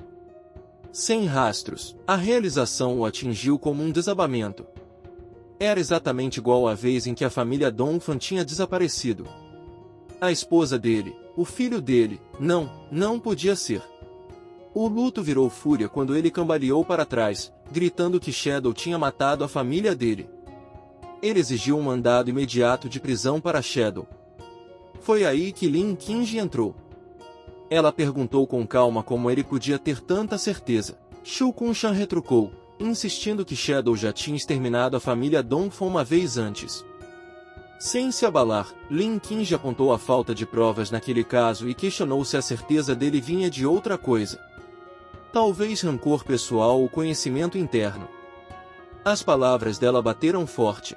Shu Kunshan explodiu, mandando ela tomar cuidado e exigindo saber se ela tinha coragem de interrogar um assessor militar. Lin Qingji não se intimidou. Ela disse na lata que o status dele não significava nada para ela. Então ele não podia ameaçá-la. Ela revelou que a guilda Skydome tinha capturado recentemente membros do Salão Dragão Negro da Cidade Mágica. Sob interrogatório, eles confessaram que Shu Kunshan tinha ordenado um ataque ao esconderijo de Shadow. Pior, eles admitiram que planejavam atrair Shadow para uma fábrica de fogos e matá-lo em uma explosão massiva. As autoridades pretendiam pegá-los na fábrica, mas com Dong Fanyu agora desaparecida, ela passou a ser oficialmente suspeita de fugir da justiça. Lin Qingji acusou Shu Kunshan de abusar da autoridade e conspirar em um ataque terrorista, ordenando que ele fosse levado para investigação. Quando os oficiais o agarraram, Shu Kunshan se debateu, incrédulo, gritando acusações e dizendo que Lin Qingji estava se aliando a uma guilda lixo para prender um oficial. Ela respondeu com calma. Ela estava do lado da justiça, só isso. Ela não ligava para status. Ainda resistindo, ele foi avisado a cooperar. Se provassem a inocência dele, disse ela friamente, ele poderia acertar as contas depois. Então ela deu o golpe final. Ele seria levado para a prisão da Cidade Mágica, um lugar onde o tempo de vida drenava 100 vezes mais rápido que o normal. Quando o jogaram dentro de um caminhão blindado, Shu Kunshan gritou ameaças e protestos, jurando retaliação. Sem serem vistos, 3 figuras observavam de uma árvore próxima. Uma delas confirmou que o homem preso era o alvo deles, Shu Kunshan, o assessor do Estado-Maior Militar. Eles sorriram com desdém, um deles fechando o punho, enquanto energia roxa e rosa faiscava ao redor. A noite engoliu a estrada na floresta enquanto um comboio de caminhões blindados avançava. Dentro do veículo da frente, Shu Kunshan continuou protestando para Lin Qingji, até ela informar com calma que a ordem de prisão tinha vindo de cima. Então era melhor ele guardar o fôlego. Então um brilho de energia cortou o escuro. A explosão atingiu o caminhão, fazendo-o rodopiar violentamente para fora da estrada. Dentro da lataria retorcida, Lin Qingji se firmou, xingando ao perceber que o guarda ao lado dela estava morto, com expressão de terror congelada no rosto. O teto acima foi rasgado de fora. Uma mão desceu, agarrou o Shu Kunshan inconsciente pela gola e o puxou para fora. Em cima dos destroços, estavam 2 atacantes, um homem de topete e uma garota de cabelo azul. Segurando Shu Kunshan no alto, o homem riu e disse que a missão tinha sido fácil. Os reforços do segundo caminhão blindado chegaram, armas erguidas, gritando para os atacantes soltarem o prisioneiro e se renderem imediatamente. A resposta foi risada, uma risada casual e debochada, como se tivessem recebido uma piada ruim em vez de uma ordem de prisão. Antes que os oficiais reagissem, a terceira figura que estava na árvore saltou para a estrada. Com os olhos vermelhos brilhando, ele balançou um martelo em chamas direto contra o veículo, destruindo-o antes de recuar quando o caminhão explodiu numa bola de fogo, metal e homens gritando. De longe, o homem de topete olhou em choque. Ele não esperava que aquele cara fosse tão poderoso. Outro observou com calma, comentando que o Sr. Theodore claramente não tinha exagerado sobre o poder que tinha fornecido. O atacante do martelo pousou no meio das chamas, rindo enlouquecido enquanto orbes de tempo de vida brilhante subiam dos oficiais mortos. Ele desprezou o quanto de tempo de vida eles deixavam cair, quase ofendido por matar cães do governo pagar tão pouco, mas ele ainda adorava matar homens de Daxia. Um cartão brilhante apareceu acima da cabeça dele quando ele se gabou de que o cartão do Sr. Theodore tinha multiplicado os atributos dele por 5. Dando a ele força comparável à de um jogador nível 50, mesmo ele sendo mau nível 10. O homem de topete dispensou a reclamação, lembrando que a verdadeira recompensa ainda estava por vir, milhares de anos de tempo de vida. Dentro do caminhão tombado, Lin Qingji se agarrou à consciência, tremendo enquanto observava pela brecha. Enquanto isso, o homem de topete comentou que, com a ajuda do Sr. Theodore, Shadow morreria, e Xixi seria vingada. Quando os atacantes se preparavam para ir embora, a mulher de cabelo azul os interrompeu. Sorrindo com crueldade, ela anunciou que ainda conseguia sentir um ratinho escondido dentro do caminhão. Lin Qingji percebeu tarde demais que tinha sido exposta. Uma enorme bola de fogo atingiu os destroços. Isso acionou uma segunda explosão, ainda maior, enquanto a mulher dizia que nenhum cão oficial sairia vivo. Enquanto eles se afastavam, a mulher de cabelo azul reclamou, amarga, que todo mundo ainda estava obcecado por Xixi, perguntando se ela mesma não era bonita o suficiente. O homem de topete riu, explicando que Xixi tinha sido uma parceira antiga, e ajudar com a vingança dela era tradição. Quando eles sumiram na noite, uma Lin Qingji ferida e sem roupa se arrastou de trás de uma árvore. Ela tinha uma classe oculta, caçadora de demônios. Ela tinha usado a habilidade Percepção de Intenção Assassina. Aquilo permitia que ela evitasse a morte uma vez, mas tinha um tempo de recarga de mais de 4 dias. Mais importante, ela entendeu a verdade. Os atacantes eram remanescentes da Guilda Alice, enviados por Theodore para capturar Shu Kunshan. O esquadrão inteiro dela tinha sido apagado. Ela sabia que só tinha uma opção: reportar tudo. Imediatamente, de volta ao mundo do jogo, Shadow levou Sombra Fantasma até a Torre da Autoridade Divina, que se erguia das ruínas da Cidade Mágica. Ele explicou que a NPC que guardava a torre era conhecida como Mãe, embora o verdadeiro nome dela fosse Rainha da Lua Crescente, Virginie. Ele contou sobre o passado despedaçado de Virginie, como ela tinha visto os próprios filhos serem assassinados e perdido a sanidade, vivendo na ilusão de que eles ainda estavam vivos. Aquela ilusão, Shadow disse em voz baixa, podia ser explorada, já que ela dava uma missão aos jogadores: encontrar os filhos dela, mas a missão nunca poderia ser concluída, porque eles estavam mortos. No entanto, se um rapaz e uma garota entrassem juntos, Virginie confundiria os dois com seus filhos, tornando o desafio mais fácil e as recompensas muito maiores. Sombra Fantasma ficou visivelmente perturbada quando Shadow instruiu que, lá dentro, ela chamasse a NPC de Mãe imediatamente. Era por isso que ela era chamada assim. Com hesitação estampada no rosto, ela concordou, e os dois atravessaram as portas brilhantes. Um caminho de luz os carregou até um espaço etéreo cheio de estrelas, onde Virginie apareceu. Ela estava tomada de emoção ao recebê-los de volta como se fossem seus filhos. Sombra Fantasma entrou na encenação com naturalidade, confirmando que eles tinham voltado pelo livro da Autoridade Divina. Então ela passou um pouco do ponto e começou a chorar ao olhar para Virginie, dizendo quanto tinha sentido falta dela. Virginie desabou por completo, dizendo que também tinha sentido falta da filha, mas regras eram regras. Ela invocou um clone de si mesma, uma entidade enorme de Tirjad, nível 20, declarando que torceria para eles vencerem. Uma mensagem do sistema confirmou bênção da mãe, aumentando os atributos deles em 20%. Antes que Sombra Fantasma conseguisse sequer processar o chefe, 3 figuras sombrias se materializaram diante dela. Nosso garoto tinha usado a habilidade recém-adquirida, Sombra da Aniquilação.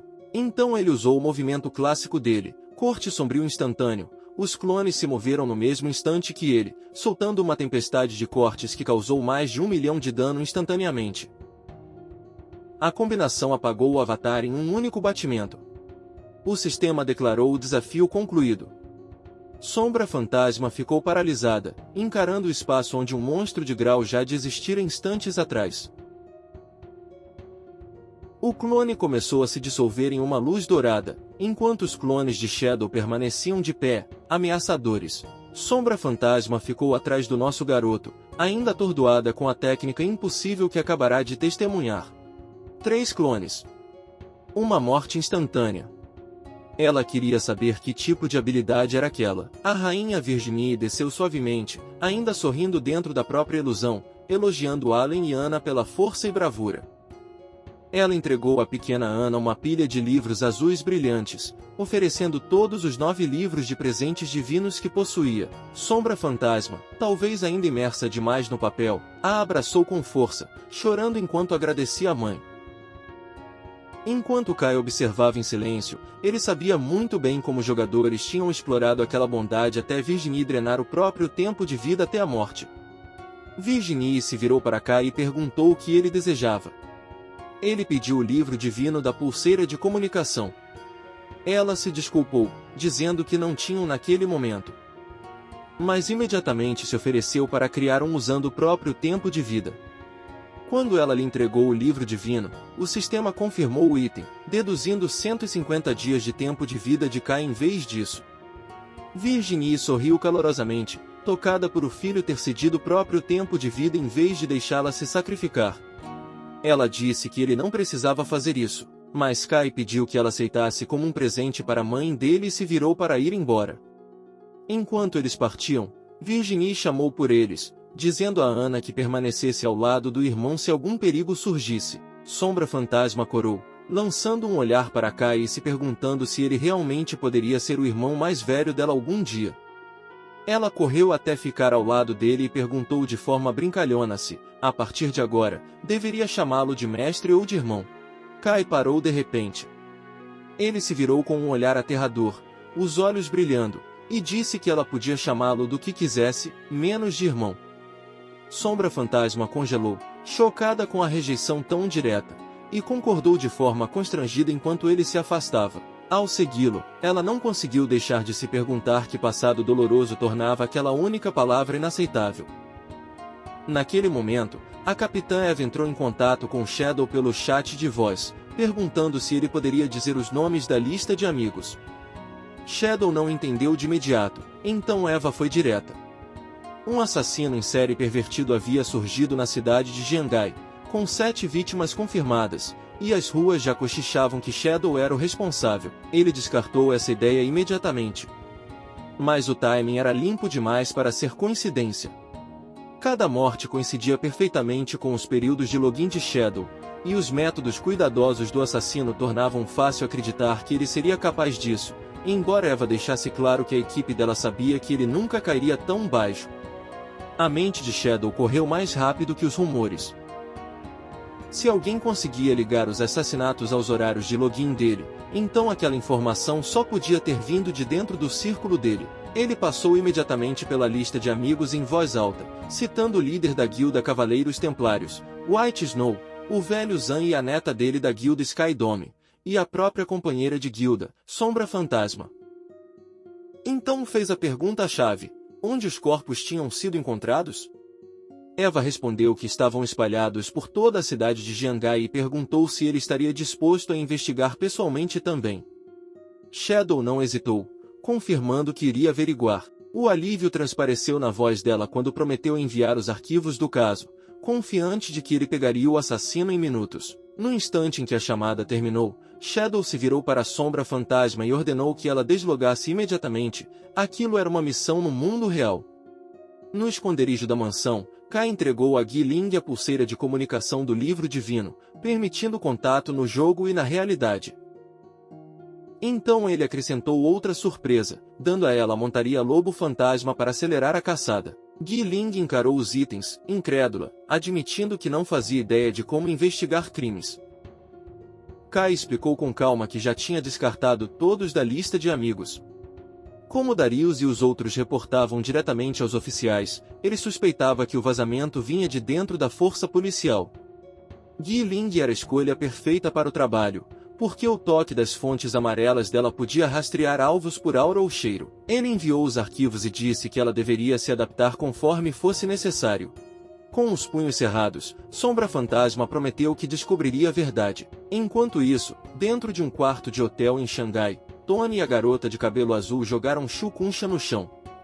Tony anunciou ao Sr. Theodore que tinha trazido o convidado deles. Um homem mais velho, careca, fumando um charuto, saiu das sombras, elogiando a eficiência de Tony. Shu Kunsha congelou de terror, reconhecendo na hora como o Sr. Theodore da embaixada. Theodore sorriu com educação, quase gentil, dizendo que não suportava ver Shu sofrer tamanha injustiça. Por isso tinha pedido aos amigos que o resgatassem. Suando, Kunsha apontou que aqueles amigos eram criminosos procurados em Daxia e ligados a Xixi. Ele exigiu saber qual era o verdadeiro alvo do Sr. Theodore, Shadow ou o governo de Daxia. Theodore riu, perguntando se havia mesmo diferença, já que Shadow e os oficiais trabalhavam lado a lado. Kunsha explodiu, reclamando que a esposa e o filho estavam mortos, mas quem tinha sido preso era ele, enquanto Shadow continuava livre. Por fim, ele encarou Theodore e admitiu que sabia que aquele resgate vinha com um preço. Theodore disse que a divinação apontava Kunsha como alguém capaz de ajudá-lo a obter algo que ele desejava desesperadamente. Então fez uma pergunta simples: qual era a profissão de Kunsha no jogo? A compreensão surgiu no rosto de Shu Kunsha. Ele baixou a cabeça e revelou a classe oculta única dele dentro da classe de sacerdote, mestre de Feng Shui. Ele explicou as habilidades, incluindo harmonia Yin-Yang, capaz de manipular emoções inimigas e causar dano bônus a fantasmas, além da percepção das veias da terra, usada para localizar monstros e tesouros. Tony acrescentou, amargamente, que era uma função de suporte, inútil num confronto direto contra Shadow. Então algo sombrio brilhou nos olhos de Kunshan. Um símbolo Yin-Yang apareceu quando ele ativou a habilidade. Instantaneamente, os subordinados de Theodore se voltaram uns contra os outros. Tony e o homem musculoso começaram a gritar acusações, e a discussão explodiu numa luta brutal. Kunshan observou friamente, explicando que, sob o efeito da habilidade, eles lutariam até a morte, a menos que o alvo tivesse mais de 5 níveis acima dele. Theodore, em vez de entrar em pânico, riu e bateu palmas como se estivesse assistindo a uma peça. Ele elogiou Kunshan, dizendo que trazê-lo ali tinha sido a decisão certa. Então Theodore sacou um cartão queimando em chamas azuis e ordenou que a luta parasse. Ele lançou Purificação do Luar. Um feixe de luz azul caiu de uma lua espectral, envolvendo os dois homens e apagando instantaneamente os efeitos negativos. Eles desabaram inconscientes. A garota de cabelo azul, Meijin, riu admirada e comentou quão aterradora era a habilidade de Kunshan. Theodore mandou que ela os curasse. Kunshan ficou encharcado de suor, aterrorizado, sabendo que uma purificação comum não deveria ter sido capaz de remover o poder dele. Sentindo medo, Theodore abriu os braços, dando as boas-vindas formais a Kunshan no grupo. Foi então revelado que o próprio Theodore possuía uma classe oculta única de sacerdote, o adivinho. Exatamente como um vidente. A classe dele permitia comprar cartas para divinação, aprimoramento, purificação e teleporte, e ainda deixava que outros usassem as cartas uma vez. De volta às ruas da cidade de Jiangai, Di Ling se agachou, analisando algo. Ela ativou o toque das fontes amarelas. Uma aura vermelha fluiu das pontas dos dedos enquanto ela captava um rastro. Ela anunciou que tinha encontrado a aura do assassino. O traço carmesim se estendia à distância. Di Ling montou no lobo fantasma e o instigou a avançar, disparando pelas ruas vazias enquanto seguiam o caminho vermelho sangue. Em outro lugar, em um apartamento de luxo que antes pertencera a Kai, uma batida ecoou pelo cômodo. Yuna abriu a porta com um sorriso radiante e cumprimentou a visitante como Shuyan. Do lado de fora estavam uma garota de terno e um homem alto de cabelos brancos, igualmente formal. Yuna, empolgada, assumiu que o homem estava ali para comprar o apartamento e elogiou Shuyan por agir tão rápido. A garota balançou a cabeça em desculpa. Não era um comprador, mas um jogador da classe adivinho, contratado para localizar o irmão de Yuna. O homem de cabelos brancos ajustou a gravata e se apresentou como adivinho Rentu. O sorriso de Yuna desapareceu na hora. Ela perguntou por que a divinação era sequer necessária. Shuyan explicou suavemente que se mudaria em alguns dias e não podia deixar Yuna para trás sem garantir a segurança do irmão. Quando Yuna exigiu saber por que estavam se mudando, a garota explicou que os oficiais da cidade de Jiangai tinham tomado posse de um esconderijo de grau platina e convidado a guilda do Rio Mencha a se mudar para lá também. Ela pediu que Yuna confiasse em Rentu, insistindo que as divinações dele eram extremamente precisas. Rentu deu um passo à frente, concordando, e acrescentou que Kai era alguém confiável e que, se Yuna implorasse com sinceridade, ele certamente a ajudaria. Yuna cruzou os braços e rejeitou a oferta com firmeza. Ela agradeceu a garota pela preocupação, mas disse sem rodeios que, se alguém não a quisera por 19 anos, persegui-lo agora era inútil. Por fora, ela se manteve firme, mas por dentro os pensamentos a traíram. Ela já estava guardando o esconderijo de Shadow, via ele com frequência e acreditava que era só questão de tempo até Shadow reconhecer o valor dela e trazê-la para a guilda. A garota suspirou, claramente cansada do orgulho teimoso de Yuna. Ela sugeriu tentar a divinação mesmo assim e então se desculpou para arrumar as coisas, deixando o ambiente pesado com palavras não ditas. Rentu não foi embora. Em vez disso, ele pediu com calma qualquer item que o irmão dela tivesse usado, algo que pudesse servir como meio. Yuna retrucou na hora, repetindo que não precisava de divinação nenhuma. Rentu ignorou o desabafo e entrou no apartamento como se fosse dono do lugar. Ele olhou em volta e comentou que, já que os irmãos tinham morado juntos, a própria casa serviria. Yuna correu atrás dele, exigindo saber quem tinha deixado ele entrar. Rentu sorriu de forma tranquila e disse que sentia uma forte conexão com ela, então faria a divinação de graça. Sem esperar permissão, ele ergueu um cartão brilhando em azul e disse que ela podia ver o resultado primeiro. Se não ficasse satisfeita, não importava de qualquer forma. Rentu ativou a habilidade presságio do Deus das Estrelas. Um cartão se formou no ar, envolto por uma aura azul. Então uma imagem apareceu com uma mensagem enigmática. Uma pessoa coberta de sombras estava no fundo do mar, esperando calmamente. Com simpatia ensaiada, Rentu interpretou a visão, dizendo que o irmão dela já tinha sido queimado até a morte e que o corpo tinha caído no mar. As palavras atingiram Yuna como uma lâmina. No entanto, na realidade, Kai estava apenas no esconderijo subaquático, relaxando no sofá enquanto a empregada ouvia as ordens dele. Yuna explodiu de raiva. Ela chamou o irmão de lixo por ter morrido tão facilmente, achando que ele deveria ter vivido tempo suficiente para ela se tornar forte e fazê-lo implorar de joelhos. Rentu apenas baixou a cabeça e ofereceu condolências vazias. Então mudou de assunto com uma facilidade assustadora. Ele mencionou que ela tinha contato com Shadow. De acordo com a divinação dele, ele sabia onde Shadow estava e poderia levá-la até lá imediatamente. Erguendo um cartão roxo, explicou que era uma ferramenta de teleporte. Desde que ela aceitasse as condições, ele poderia teleportá-la. Ele acrescentou, com doçura, que mesmo se o irmão dela tivesse partido, ela poderia reconhecer Shadow como um novo, e todos ficariam felizes. Yuna concordou sem hesitar. Por dentro, ela zombou, achando que o irmão tinha escapado fácil demais, mas isso não importava, Shadow com certeza a protegeria. Luz azul floresceu sob eles, e o círculo mágico se ativou. O mundo se distorceu, e eles desapareceram. Eles reapareceram dentro de um cômodo escuro e imundo, que parecia um laboratório abandonado. Yuna varreu o lugar com o olhar, confusa, perguntando onde Shadow estava. Rentu retirou lentamente o paletó e respondeu com frieza que ela é que deveria dizer isso. Então o punho dele se chocou contra o abdômen dela.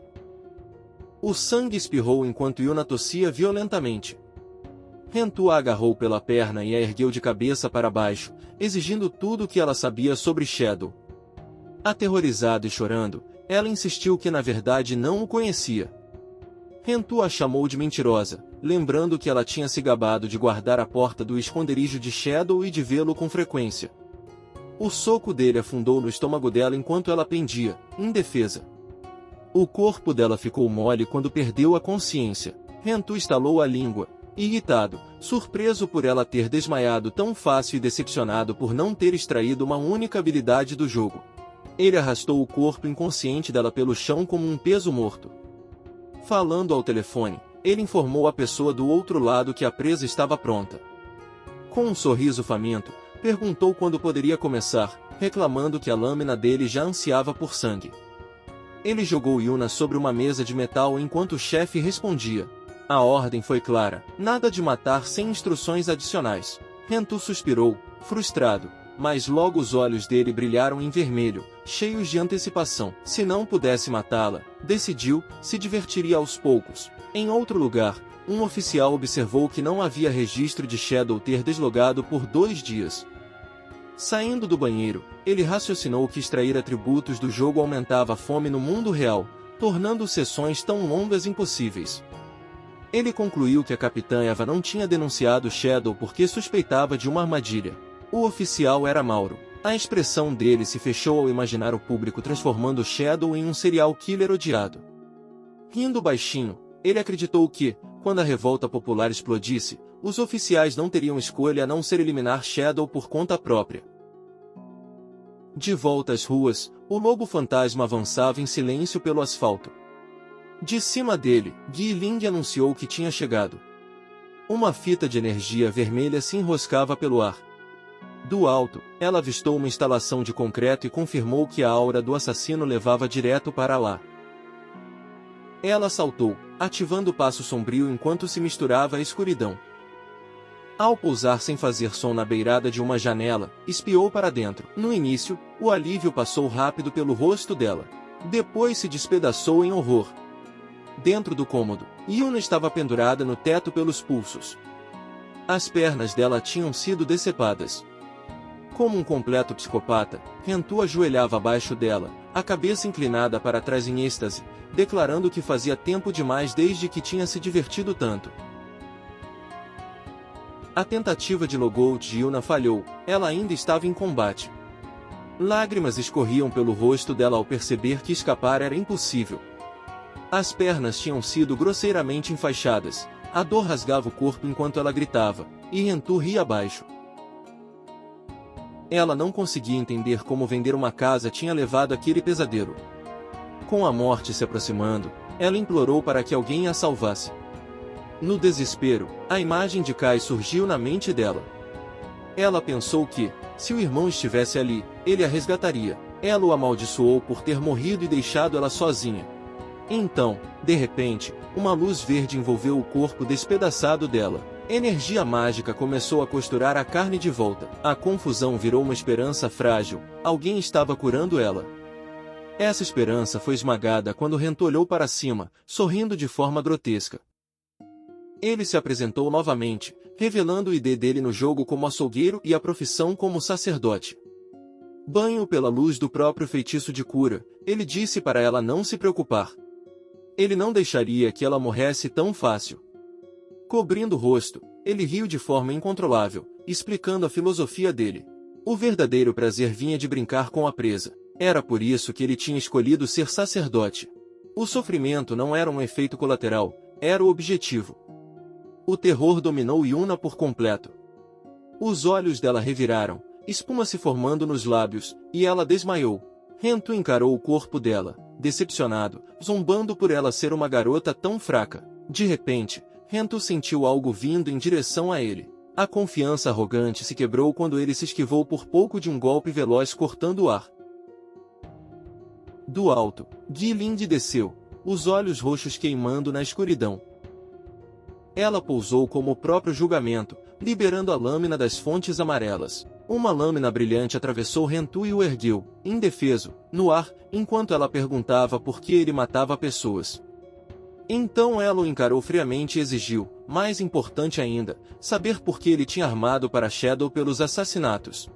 Rentu zombou e ativou um feitiço de cura, ainda convencido de que controlava a situação. Essa ilusão se quebrou no mesmo instante. A lâmina se apertou, travando o corpo dele, e Guiling o arremessou com força brutal contra o chão, agarrando-o pela garganta. Ela ameaçou arrancar as pernas dele pedaço por pedaço se ele não falasse. O terror venceu, e Rentu quebrou, engasgando ao dizer que confessaria tudo. Ao mesmo tempo, dentro do jogo, nas ruínas da cidade de Jiangai, a capitã Eva, Darius e Gran Ciruela analisavam o padrão. Como os horários de login de Shadow não estavam mais sendo divulgados, os assassinatos tinham parado, provando que os crimes eram encenados.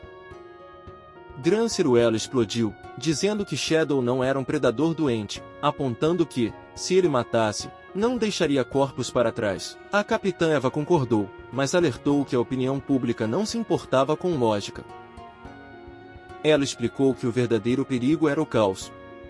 Se o pânico se espalhasse longe o suficiente, os oficiais poderiam matar Shadow apenas para acalmar as massas, mesmo sabendo que ele era inocente.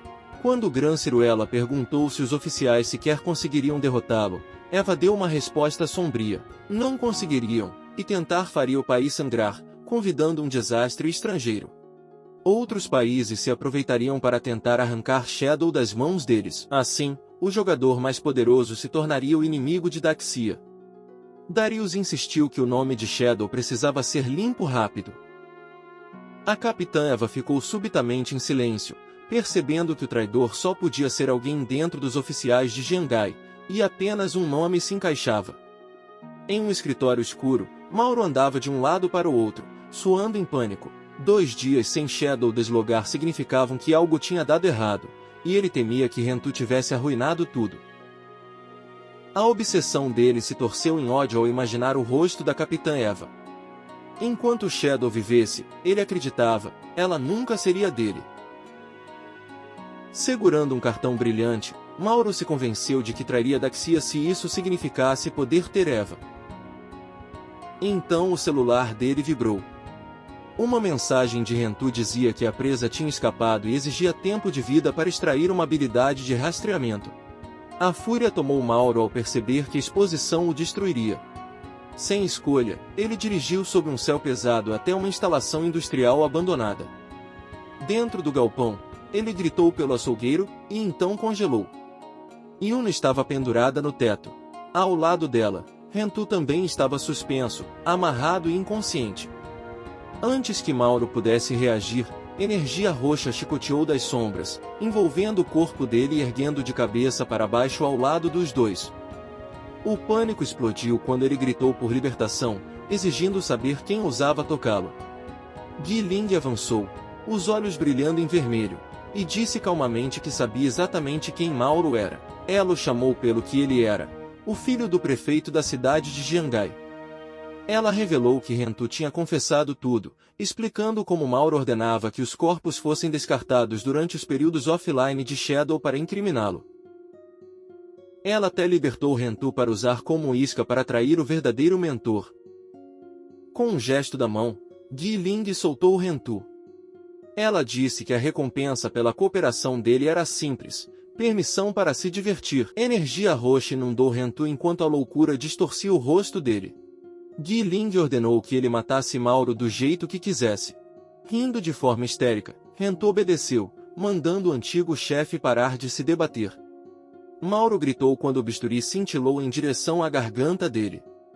No último segundo, Mauro ativou um cartão dourado. Uma onda de choque lançou Rentu para longe, e uma tempestade de fogo engoliu o galpão. Gui Ling observou sem piscar. Quando a fumaça se dissipou, Rentu jazia morto, se desfazendo em orbes flutuantes de tempo de vida. Ofegante, Mauro encarou Gui Ling e percebeu exatamente quem ela era, a discípula de Shadow. Rosnando, ele colou um cartão radiante na própria testa, inundando o corpo com poder solar. A agilidade explodiu enquanto uma besta dourada se formava nas mãos dele. Ele jurou que mataria tanto Shadow quanto a aluna dele. Ele disparou para o ar, lançando flechas em chamas em rápida sucessão. Sombra Fantasma atravessou as explosões com uma calma gelada. Então ela desapareceu. Mauro flutuou em pânico, percebendo tarde demais que ela compartilhava habilidades de assassino, assim como Shadow. Uma lâmina roxa golpeou da escuridão, atravessando os braços dele e o imobilizando por completo. Ele gritou ao ser erguido, indefeso, no ar. Sombra Fantasma reapareceu abaixo dele, os olhos brilhando, e perguntou em voz baixa se era ele quem queria ferir o mestre dela. Ela observou que alguém tão fraco quanto ele definitivamente não possuía habilidades assim. Então outra pessoa o estava ajudando. Quem era? Quebrado e soluçando, Mauro confessou tudo. Mauro desmoronou por completo, chorando enquanto despejava o resto. Os estrangeiros ligados a Xixiu tinham entregado cartas poderosas e ordenado que ajudasse a matar Shadow, jurando que algum figurão intocável estava por trás deles. Tremendo, ele insistiu que não sabia mais nada. Implorou pela vida, prometendo que o pai dele, o prefeito, daria qualquer coisa se ela o deixasse ir. Sombra Fantasma nem olhou para trás. Ela murmurou que ele era barulhento demais. Atrás dela, espinhos negros e vermelhos brotaram do corpo de Mauro, silenciando-o na hora. Com a luz vermelha queimando nos olhos, Sombra Fantasma se afastou. As palavras do mestre ecoavam na mente dela: nunca deixe um único inimigo escapar. Ela parou por um instante, lançando um olhar para Yuna, ainda pendurada inconsciente no teto, sem as pernas. Gui Ling sentiu pena, mas a deixou ali, decidindo que sobreviver era uma questão de destino, não de misericórdia. Os oficiais cuidariam do resto. Pouco depois, a polícia invadiu o galpão após uma denúncia anônima. Os agentes congelaram diante da cena e chamaram um curandeiro imediatamente ao verem a garota ferida. Eles identificaram os corpos como Mauro e um homem desconhecido. Foi confirmado que a garota estava inconsciente, mas a vida dela não corria perigo imediato. De repente, alguém chamou a atenção do capitão. 2 celulares estavam cravados diretamente na parede de concreto. Acima deles havia uma mensagem declarando que os assassinatos em série tinham sido cometidos por aqueles 2 homens para incriminar Shadow. Os celulares continham todas as provas, e a garota constava como testemunha. A assinatura na mensagem era simples: fazer o bem sem deixar nome. Enquanto os oficiais examinavam os aparelhos, tudo veio à tona. Os registros mostravam que Mauro e Rento tinham conspirado para incriminar Shadow e, pior ainda, que um informante dentro do departamento vinha vazando os horários de login de Shadow para Mauro. Furioso, o capitão ordenou a prisão imediata do traidor. No mundo real, Kai estava no meio de uma refeição gigantesca quando o telefone tocou. A mensagem da capitã Eva chegou carregada de alívio. Ela contou que o caso do assassino em série tinha tido um grande avanço. Kai se fez de bobo, perguntando se tinham capturado o culpado. Eva explicou que Mauro e Rento tinham sido identificados e já estavam mortos. As provas vinham dos celulares, e havia uma testemunha, mas como a garota tinha perdido as pernas e permanecia em coma, o caso ainda não podia ser totalmente encerrado. Kai notou em silêncio que Sombra Fantasma tinha executado a missão com perfeição. Eva se desculpou pelo transtorno e ofereceu compensação na forma de informação. Ela descreveu que uma nova cidade de iniciantes tinha surgido na cidade de Jangai. 5 monstros voadores circulavam o céu, caçando jogadores, e não importava quantos fossem mortos, sempre havia 5. Ela suspeitava de um tesouro oculto e pediu que Shadow investigasse. Os olhos de Kai se arregalaram quando a ficha caiu. Outra tábua de Deus antigo tinha surgido. Ele analisou a situação rapidamente. Se a tábua estava no céu e os jogadores ainda não podiam voar, ele precisaria de uma montaria voadora. Os pensamentos dele foram direto para a chave da cidade do crânio que tinha obtido na Torre da Inclinação Mágica. Aquela cidade tinha pertencido ao Império Marega, a terra natal da raça dos dragões. Se existia uma montaria voadora em algum lugar, seria ali. Mas ele lembrava que a entrada exigia nível 20. Kai ainda estava no nível 19. Faltava um nível. Com determinação silenciosa, ele entrou no jogo. Um nível era tudo de que precisava. Shadow se teleportou para a praia externa da cidade do crânio. Um litoral sombrio se estendia diante dele, coberto de esqueletos colossais, enquanto um castelo escuro surgia em uma ilha à distância. Assim que chegou, ele já tinha matado todos os monstros próximos, enquanto orbes brilhantes de tempo de vida se espalhavam pela areia. Então algo chamou a atenção dele. Outros jogadores já tinham estado ali. Kai os observou à distância. Uma lagosta esquelética gigantesca se ergueu, cuspindo ácido verde sobre um grupo de jogadores. Entre eles estavam Lin Qingji e um homem estrangeiro de grande porte. O rosto de Lin Qingji empalideceu quando bolhas de ácido flutuaram em direção a ela. O estrangeiro avançou com confiança, dizendo aos outros para observarem com atenção. Uma aura verde fantasmagórica envolveu o corpo dele. O sistema identificou a classe dele, Andarilho da Alma. Uma classe de suporte oculta que transformava aliados em formas espirituais, incapazes de atacar, mas completamente imunes a dano. A lagosta liberou uma torrente de hálito ácido, mas ele atravessou os jogadores intangíveis sem causar dano. Do esconderijo, o olhar de Shadow se aguçou. Ele os reconheceu na hora. Na vida passada, aqueles estrangeiros, junto de Theodore e outros, tinha trabalhado para armar uma armadilha contra os oficiais da Cidade Mágica. O esquema causou baixas massivas, deixando as forças da lei devastadas. As consequências lançaram a Cidade Mágica no caos por 3 meses. E aquele caos, Shadow lembrava com amargura, tinha custado indiretamente centenas de milhares de vidas. Agora, com a barra de vida do chefe abaixo da metade, a pergunta era: o que Shadow faria a seguir? Com essa pergunta, o episódio de hoje chega ao fim. Muita coisa aconteceu hoje: o lore enterrado do jogo amaldiçoado, o avanço de classe de Sombra Fantasma, o fim de Dong Fanyu e Nantian, os remanescentes da guilda Alice após a morte de Xixi, o Sr. Theodore e a aterradora classe Adivinho, e Una descobrindo como é a vida sem Kai vigiando cada passo, e um traidor no governo cuja ganância terminou em sangue e vingança. Esse foi longo, como muitos de vocês pediram, e espero que tenham aproveitado cada segundo. Deixem suas opiniões nos comentários abaixo. E, como sempre, nos vemos no próximo episódio.